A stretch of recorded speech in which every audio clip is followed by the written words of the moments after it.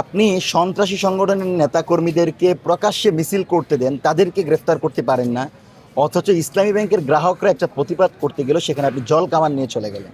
সফল যদি কোনো ব্যাংক থাকে সেটা হচ্ছে ইসলামী ব্যাংক। এটার প্রতি আওয়ামী লীগের যেমন একটা লোভ ছিল, ঠিক একই লোভ কোনো একটা শক্তির এখন ঢুকেছে। আপনি সন্ত্রাসী সংগঠনের নেতাকর্মীদেরকে প্রকাশ্যে মিছিল করতে দেন, তাদেরকে গ্রেফতার করতে পারেন না, অথচ ইসলামী ব্যাংকের গ্রাহকরা একটা প্রতিবাদ করতে গেল, সেখানে আপনি জল কামান নিয়ে চলে গেলেন।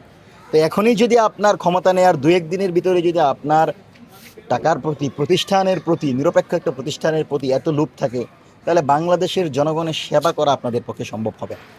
আমার জায়গা থেকে আমি মনে করি এসালমের সময় যারা কর্মকর্তা কর্মচারী ছিল তাদেরকে ব্যাক করানো মানে আওয়ামী লীগকে ব্যাক করানো, তাদেরকে ব্যাক করানো মানে বাংলাদেশের জনগণের অর্থ লুটপাট করার জন্য কর্মকর্তাদেরকে নিয়োগ করা।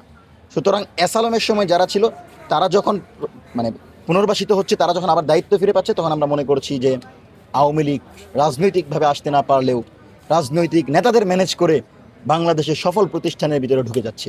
এবং তারা যখন এই ডিপ স্টেট, যেটাকে বলে ডিপ স্টেট বলেন, মানে একটা ব্যাংক তো পুরো রাষ্ট্রের কাঠামো, এই ব্যাংকটা ধ্বংস হলে বাংলাদেশের জনগণ ধ্বংস হবে। এই ব্যাংকটা যদি ধ্বংস হয় বাংলাদেশের অর্থনীতি খসে পড়বে। তো এই ব্যাংককে ধ্বংস করার জন্য আওয়ামী লীগের ষড়যন্ত্রের অংশ হিসেবেই কিন্তু এখানে এসালমকে পুনর্বাসিত করা হচ্ছে। তাদের পরিকল্পনা অনুসারে জনগণের উপর জলকামান নিক্ষেপ করা হয়েছে। সুতরাং জামাত বিএনপির ভাগাভাগি বাদ দিয়ে এই ব্যাংকে তাদের হাতেই দেন, যারা এই ব্যাংক প্রতিষ্ঠা করেছিল, যারা এই ব্যাংকের নেতৃত্বে ছিল এবং যাদের মাধ্যমে এই ব্যাংক এখানে আজকের এই জায়গায় এসেছে। সুতরাং দলমতের ঊর্ধ্বে আওয়ামী লীগকে যে কোনোভাবে বাংলাদেশ থেকে বিলুপ্ত করতে হলে, ফ্যাসিবাদী কাঠামোকে কবর রচনা করতে হলে আমাদেরকে প্রতিষ্ঠানগুলোকে জিয়ে রাখতে হবে এবং এই প্রতিষ্ঠানগুলো তাদের হাতেই থাকবে যারা এই প্রতিষ্ঠান তৈরি করেছিল, যাদের হাতে এই প্রতিষ্ঠানের স্বপ্ন আছে, যাদের কাছে এই প্রতিষ্ঠানের সুদীর্ঘ পরিকল্পনা আছে। এবং সরকার যেই ঘটনা করেছে আমরা এটা নিন্দা জানাই। দ্রুত সময়ের ভিতর এখানে যে সকল কর্মকর্তারা জড়িত ছিল, জনগণের উপর যারা জলকামান নিক্ষেপ করেছে, কয়েকজনকে আহতও করেছে, তাদেরকে দ্রুত সময়ের ভিতর বিচার মুখোমুখি করতে হবে। পুলিশে যদি থাকে তাদেরকে ক্লোজ করে দিতে হবে। কারণ জনগণের উপর আঘাত করে কোনো প্রশাসন, কোনো সরকার, কোনো বাহিনী টিকে থাকতে পারে না। জনগণের সেবায় যে বাহিনী, সে বাহিনী জনগণের কথা বলবে।